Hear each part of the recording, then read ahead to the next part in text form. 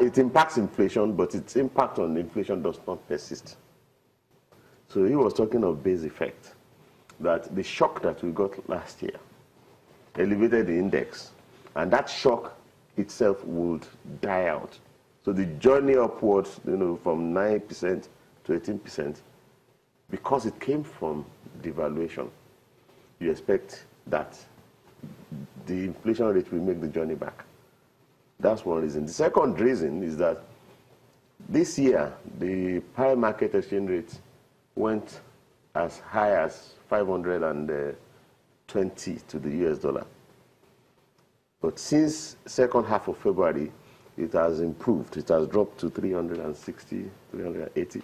That's appreciation in the prime market. So if devaluation could cause inflation, appreciation deflates. So you might hope that the effect of that appreciation we've seen in the private market would mean that we, move faster towards the single digits in the remainder of the year. He mentioned pump prices of petroleum products. He mentioned electricity tariff. The key reason both went up was the exchange rate.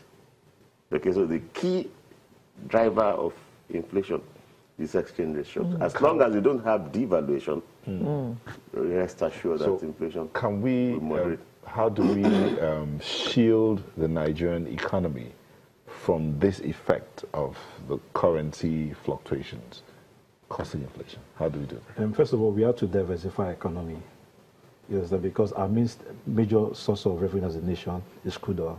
So last year, there were two shocks. First of all, the global price of crude oil fell significantly. We also had a lot of militant activity, which also was a production shock. But so far this year, no major pipeline has been busted, and oil has been stable in the 50s. That's what's. But ultimately, the government has to diversify economy. Diversify. The concern in some quarters that the Nigerian economy is dollarized. So unless we can remove the dollar from the leave the Nigerian economy to be a naira economy, we may not be able to move out of this waters of finance. Yeah, that also means that we have to produce more and produce other things and export more. Then we can. And foreign exchange. And foreign exchange. Okay. Yes. Yeah. Yeah, it's very, very important to see devaluation as a main threat. And rather than trying to shield the economy from devaluation, we should be trying to prevent devaluation. How are we going to do that? Yeah, very good. Once it occurs, it makes everything worse off. It makes everybody. I like this conversation, but there was something you said earlier that it's coming up again in my mind. Political will. Yeah. Do you see the political will to see this done? I think the position this current administration has found itself, they have no other choice than to embark in a lot of privatization and divestment from government parastatals. That's the only way we can really have growth in this country right now. So, and the fact that although they did it rather late, but I mean, they constituted the NCP and they've appointed the DG for BP rather late in the day.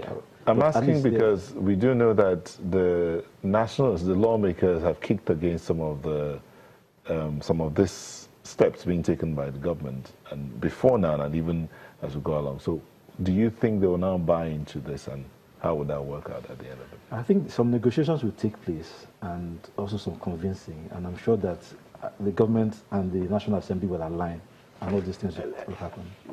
Well, on the matter of political will, the council was reconstituted by the president. The DG was appointed by the president. The council is chaired by the vice president. And I know that increasingly the members of the National Assembly also recognize, the strategic importance of privatization as a tool. Okay, we'll just take a moment and come to back the country. to continue this conversation. Please join us again.